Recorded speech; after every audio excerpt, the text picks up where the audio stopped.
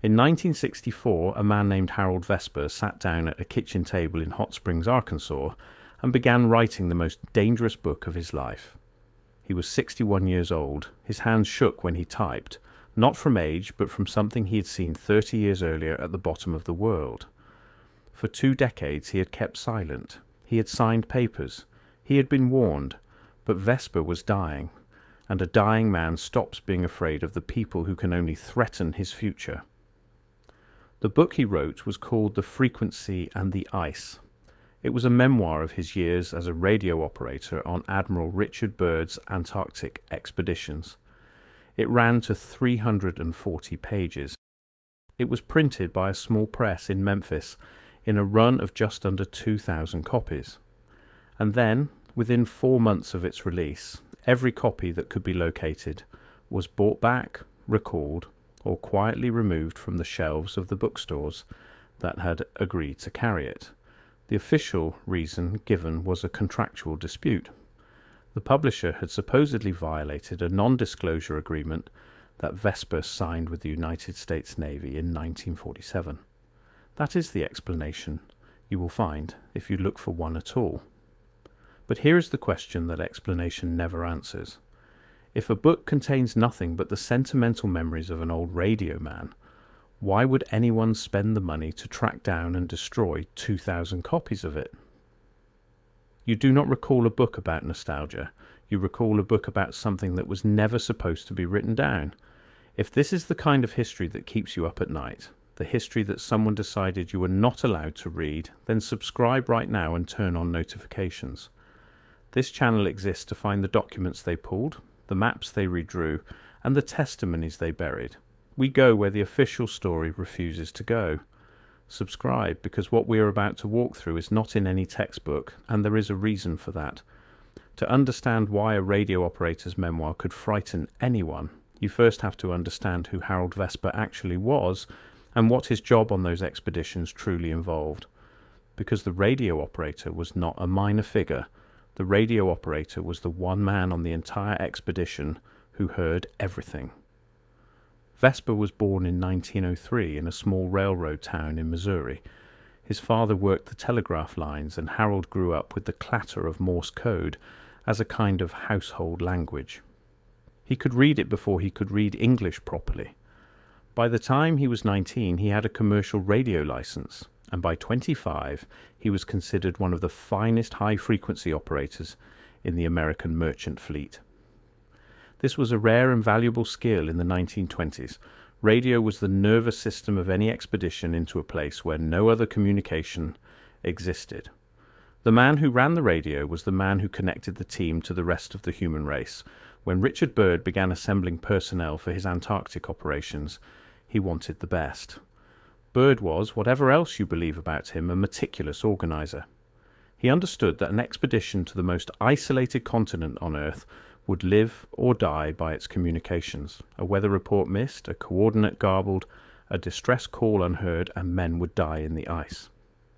So Byrd recruited Harold Vesper, and Vesper served on more than one of Byrd's Antarctic ventures across the 1930s and into the 1940s. Now, here is the detail that matters.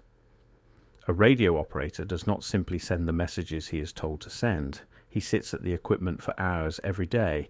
He monitors frequencies. He hears the chatter between aircraft and base. He hears the transmissions that come in from the field parties. He hears the conversations that the officers believe are private, because the officers do not understand the equipment the way the operator does. The radio room is the one place on the entire expedition where information cannot be compartmentalized. Everything flows through it. Vesper, sitting in that small heated room with his headphones on, knew more about what was actually happening on those expeditions than almost anyone except Byrd himself. And according to the surviving fragments of his memoir, what he heard did not match what the public was told. Most people, when they think of Antarctica, picture an empty white wasteland, a frozen desert with nothing on it but penguins and wind. That picture is not entirely wrong, but it is incomplete in a way that has been carefully maintained. because the men who actually went there in the 1930s and 1940s came back with descriptions that do not fit the empty wasteland image at all. And Vesper's memoir, by the accounts of the few people who read it before it vanished, was full of those descriptions. He wrote about flights over the interior of the continent during which the crews reported terrain that should not have existed. Ice-free valleys, areas of bare rock and what looked like standing water deep in the interior, hundreds of miles from the coast, in a place where the temperature should have made liquid water impossible. He wrote about the strange behaviour of the magnetic instruments, compasses that spun or locked, radio equipment that picked up signals on frequencies no one was broadcasting on. And he wrote about the thing that, more than anything else, seems to have made his book unpublishable. He wrote about the structures. This is where we have to be careful and precise, because this is exactly the point where the official story and the buried story split apart, and where most people stop thinking clearly. So let us go slowly. The Tartaria question, at its core, is not really a question about one lost empire with a funny name. It is a question about a pattern. The pattern is this. All over the world we find architecture, infrastructure and engineering that does not fit the timeline we were given. We find buildings that the official history says were constructed by people without the tools, the population, or the resources to construct them. We find a sudden, unexplained gap between what supposedly existed before the modern era and what exists now. And we find, again and again, the same response from official institutions whenever someone points this out. The response is not debate. The response is removal. The map gets redrawn, the book gets recalled, the photograph gets relabeled, the witness gets discredited. Harold Vesper's memoir is, if the accounts of it are accurate, one of the cleanest examples of that pattern we have. Because here was a man with impeccable credentials, a Navy radio operator with decades of service, a man no one could call a crank or a fantasist, and the moment he tried to write down what he saw, the machinery moved to erase it. What did he claim to see? According to the people who read the frequency and the ice before it disappeared, Vesper described aerial reconnaissance flights during Byrd's operations in which the crews photographed and reported formations in the Antarctic interior that were geometric. Not the rough geometry of natural rock, regular geometry, lines, angles, what one flight report apparently described as terraced surfaces. Vesper, who heard the radio traffic from those flights as it happened, wrote that the crews were openly stunned by what they were looking at, and that the descriptions coming over the radio used words like walls, like roads, like the foundations of something built. Now, the standard explanation, the one you are supposed to accept and move on, is that these were natural rock formations misinterpreted by tired men in extreme conditions. Antarctica does have exposed rock. It does have what geologists call dry valleys, regions kept ice-free by katabatic winds, and human beings are pattern-seeking creatures who see faces in clouds and castles in cliffs. That explanation is not absurd. It deserves to be on the table. But here is what that explanation does not survive contact with. If the formations were simply natural rock misidentified by tired men, then there is no reason on earth to recall the book. Misidentified rock is not a state secret. A geologist could have written a polite letter to the publisher explaining the error, and the matter would have ended there. The fact that the response was not correction but suppression tells you that someone somewhere did not believe these were simply rocks, or, at the very least, did not want the public asking the question. Let us talk about the timing, because the timing is the part that the official story handles worst of all. Harold Vesper signed his Navy non-disclosure agreement in 1947. That year should make you sit up. Because 1947 is the year of Operation High Jump, the largest military expedition ever sent to Antarctica in human history. This was not a small scientific survey. Operation High Jump involved nearly 5,000 men, 13 ships including an aircraft carrier, and dozens of aircraft. It was commanded in its operational phase by Richard Byrd himself. The United States Navy sent an armada to the most empty, most worthless, most lifeless continent on the planet, and the official explanation for why they did this is training. Cold weather training. Testing equipment. Stop and consider that. You do not send an aircraft carrier and 5,000 men to the bottom of the world to practice being cold. You can be cold in Alaska. You can be cold in Greenland. Far closer to home and far cheaper to reach. The scale of Operation High Jump only makes sense if the Navy believed there was something in Antarctica worth sending an armada to find, to reach, or to secure. And Operation High Jump did not last its planned duration. It was scheduled for 6 to 8 months. It was cut short. The fleet withdrew after roughly 8 weeks. Officially, the early withdrawal was caused by the onset of bad weather and the loss of equipment. Unofficially, the early withdrawal of a 5,000-man military expedition from a continent it had been sent to map is one of the strangest unexplained retreats in modern military history. Harold Vesper was there. He was a radio operator during the high jump period, and the non-disclosure agreement he signed in 1947 is dated to the months immediately following the expedition's return. Whatever he was being silenced about, it was connected to what the radios carried during those 8 weeks at the bottom of the world. And then there is the Byrd interview. In 1954, Richard Byrd gave a television interview that for decades conspiracy researchers and ordinary curious people have pointed to and argued over. In that interview, Byrd spoke about the importance of Antarctica, and he made a statement that has never been satisfactorily explained. He described the region beyond the South Pole as an area that he called the most important place left in the world for science. He spoke of it as a last unknown. Now, defenders of the official story say Byrd was simply being a showman, talking up the scientific value of polar research to keep public interest and funding alive. Perhaps. But Vesper, in his memoir, apparently referred directly to that interview. He wrote, according to those who read the book, that Byrd in that interview was saying as much of the truth as he was allowed to say, and that the strain of saying it without saying it was visible to anyone who knew the man. Think about what that means. Vesper was not a distant observer of Byrd. He was a member of Byrd's expeditions. He knew the Admiral.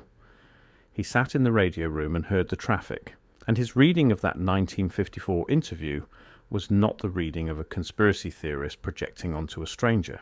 It was the reading of a colleague who believed he understood exactly what his commander was struggling not to say.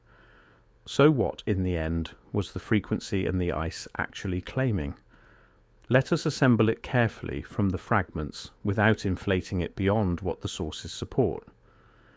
Vesper's memoir claimed that during Byrd's Antarctic operations, aerial crews observed and photographed formations in the continental interior that appeared to be artificial. It claimed that these observations were treated by expedition leadership not as exciting scientific discoveries, but as security matters to be controlled rather than announced. It claimed that radio traffic relating to these observations was logged, classified and removed from the general expedition records. It claimed that the scale of Operation High Jump was a direct response to what earlier, smaller flights had found. And it claimed that the early withdrawal of the High Jump fleet happened because the expedition encountered something it was not prepared to deal with, rather than because of weather. Now, this is where the Tartaria framework becomes essential, because without it, Vesper's claims sound like isolated strangeness, easy to dismiss. With it, they become one more data point in a pattern that spans the entire globe. The Tartaria thesis, properly stated, is not the claim that a single empire called Tartaria ruled the world. It is the observation that the historical record, as we have received it, contains a deliberate discontinuity. Somewhere in the relatively recent past, by the framework's reasoning, there existed a level of civilization, of construction, of technological capability that has been written out of the official timeline. The evidence for this is not one document. It is the accumulation of anomalies. It is the architecture too advanced for its supposed builders. It is the mud flood layer found beneath cities on multiple continents, the ground floor windows half buried below modern street level. It is the orphan buildings, the structures no one can name an architect for. It is the censuses that do not add up, the populations too small to have built what they supposedly built. And it is, crucially, the relentless institutional reflex to suppress, relabel and explain away every piece of that evidence the moment it is noticed. Antarctica, within this framework, is not an exception to the pattern. It may be the place where the pattern is most completely hidden, precisely because no ordinary person can ever go and check. You cannot book a flight to the Antarctic interior. You cannot walk into those dry valleys with your own camera. The continent is governed by an international treaty signed in 1959 that restricts activity, requires advance notification of all expeditions, and effectively places the entire landmass under a layer of administrative control unlike anywhere else on the planet. If you wanted one place on Earth where evidence of a forgotten civilization could be kept permanently beyond the reach of public verification, you could not design a better container than Antarctica. Frozen, remote, legally restricted, and patrolled. Harold Vesper understood that. His memoir, by the accounts of those who read it, made exactly that argument. He wrote that the ice was not just a natural barrier. He wrote that the ice had become a convenient one, that whatever lay in the interior, whatever those flight crews had photographed, was protected now by cold, by distance, and by treaty, and that the public would never be allowed to see it, because the public had been told, firmly and repeatedly, that there was nothing there to see.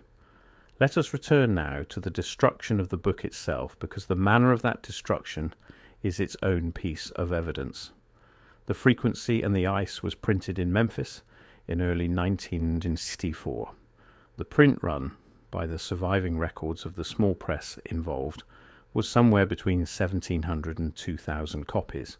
The book was distributed to a modest network of independent bookstores across the American South and a handful of mail-order customers. For a few weeks it simply existed, an obscure memoir by an unknown old man, selling slowly. Then the recall began.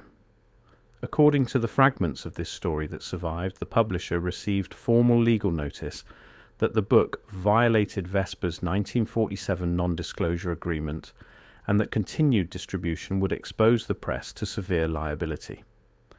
The publisher, a small operation with no resources to fight a legal battle against the federal government, complied immediately. They ceased distribution. They contacted the bookstores. And here is the detail that does not fit a simple contract dispute. The bookstores were not merely asked to stop selling the book. They were offered money. Someone, and the records do not make clear exactly who, paid to buy back the unsold inventory, and in many cases paid to recover copies that had already been sold, contacting customers directly. A contract dispute does not work that way. If a book violates an agreement, you issue an injunction and you stop the presses. You do not spend money chasing down individual copies in the hands of private citizens. That is not the behavior of a publisher protecting itself from liability. That is the behavior of an institution trying to ensure that a specific set of words never reaches a wide audience and never enters the permanent record. You buy back a book copy by copy when the danger is not the contract. The danger is the content. It is estimated by the few researchers who have tried to trace the book's fate that fewer than 30 copies of The Frequency and the Ice survived the recall. Possibly far fewer. The copies that did survive did so because their owners refused to sell, or because they had already passed the book to someone else, or simply because they could not be located. And it is from those few surviving copies, read and described, and partially transcribed by a small number of people over the following decades, that everything we have just discussed comes down to us. There is one more layer to the recall that deserves attention, because it tells us something about how thorough the operation was. The small press in Memphis that printed The Frequency and the Ice did not survive long as an independent operation afterward. Within roughly 2 years of the recall, the press had ceased publishing entirely. The official reason, again, is mundane. Small presses failed constantly in that era. They operated on thin margins, and a single bad season could close one.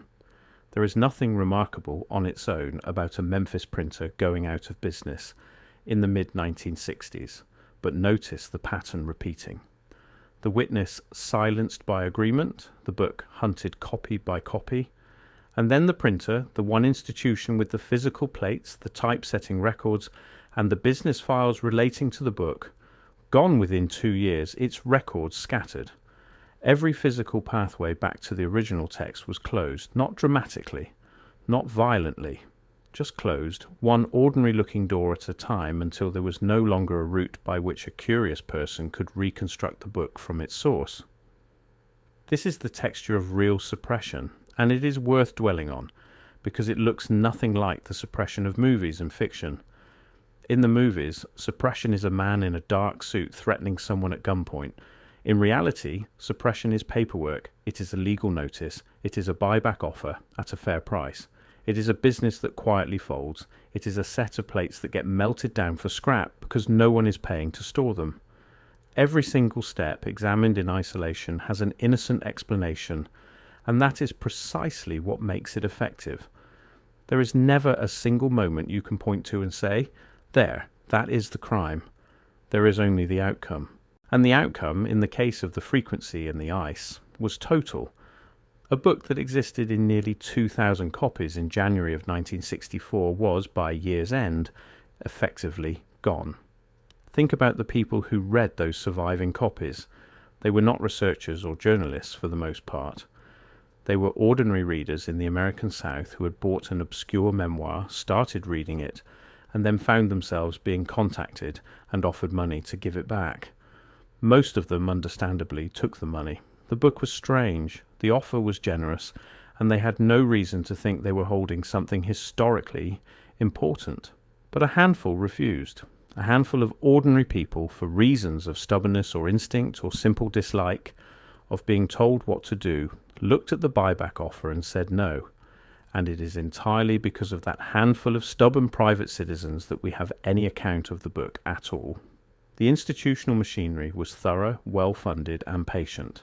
It was defeated in the end only by the ordinary human refusal of a few people who did not like being managed. That is worth remembering. That is, in a sense, the entire reason a story like this can still reach you at all. This brings us to the hardest part of the story, the part where honesty requires us to slow down and acknowledge what we do not know. We do not have a verified, complete, publicly available copy of The Frequency and the Ice. What we have is an account of a book. We have descriptions, fragments, partial transcriptions, and the testimony of people who claim to have read it. That is not the same as having the book itself in front of us. An honest investigator has to say that plainly. It is possible that the memoir has been exaggerated in the retelling. It is possible that details have been added by enthusiastic hands over the decades. It is possible that the book, if we could read every page of it today, would be less explosive than its legend. But notice something. The reason we cannot simply settle the question, the reason we cannot just pull the book off a library shelf and read it and decide for ourselves, is itself the entire point. The book was removed. The verification was made impossible by design. And when you find yourself unable to check a claim because someone went to deliberate expense and effort to ensure you could never check it, the inability to verify is not evidence that the claim is false. It is evidence that someone was afraid of what verification would show. This is the exact mechanism the Tartaria framework points to over and over again. The pattern is never a single dramatic confession. The pattern is the missing piece, the empty archive, the recalled book, the photograph that exists in a 1930s reference work and is gone from the modern reprint, the building that appears in an old engraving and is described in the modern caption as never having been built. History, as the framework argues, is not falsified by adding lies. It is falsified by subtraction, by removal, by the quiet, patient, well-funded work of making certain things unfindable. Harold Vesper's memoir is a near-perfect specimen of that work. A credentialed witness, a specific detailed account, a small, vulnerable publisher, and then the subtraction, swift and thorough and expensive, until almost nothing remained. Consider, too, what happened to Vesper himself. He did not live long after the book's release. Harold Vesper died in late 1965, roughly 18 months after The Frequency in the Ice was printed. The cause of death recorded was heart failure, and he was, after all, a man in his 60s who had described himself as ill when he began writing. There is nothing in the record to suggest his death was anything other than natural. An honest account has to state that clearly and resist the temptation to imply something darker without evidence. But there is a quieter tragedy in the timing that does not require any conspiracy to feel. Vesper spent the last energy of his life writing this book. He defied an agreement he had kept for 17 years because he believed the truth mattered more than his own safety or comfort. He got the book printed. He held it in his hands. And then he watched, in the final months of his life, as the thing he had risked everything to say was gathered up and carried away, copy by copy, until it was as if he had never written it at all. He died knowing that the machinery had won, that his testimony had been reduced to a rumour, and yet here we are, 60 years later, still talking about it. That is the thing the machinery cannot fully account for. You can recall a book, you can buy back the copies, you can let the author die in the knowledge that he failed, but you cannot always erase the memory of the people who read it. 30 copies survived, 30 readers, then more passed the account along, and a story that someone spent real money to kill is still against all of that effort being told. So what do we actually do with the story of The Frequency in the Ice? We do not do what the machinery wants, which is to either swallow it whole as proven fact or dismiss it whole as a fairy tale. Both of those responses end the inquiry, and ending the inquiry is the goal of suppression. Instead, we hold it where it belongs, as a serious, unresolved question, raised by a credible man and answered by his society, not with investigation, but with erasure. Ask yourself the questions the official story cannot comfortably answer. Why send an armada of 5,000 men and an aircraft carrier to a continent the textbooks call empty? Why withdraw that armada after 8 weeks when it was provisioned for 8 months? Why bind a radio operator with a federal non-disclosure agreement over what he heard on the airwaves of a scientific expedition? Why place an entire continent under a uniquely restrictive international treaty in 1959? And why, when one old man finally tried to write down what he had seen, did someone spend the money to hunt his book to near extinction?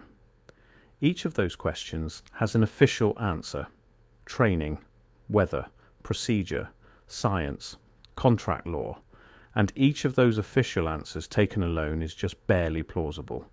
But lay them side by side, all of them in a row, and a different shape emerges.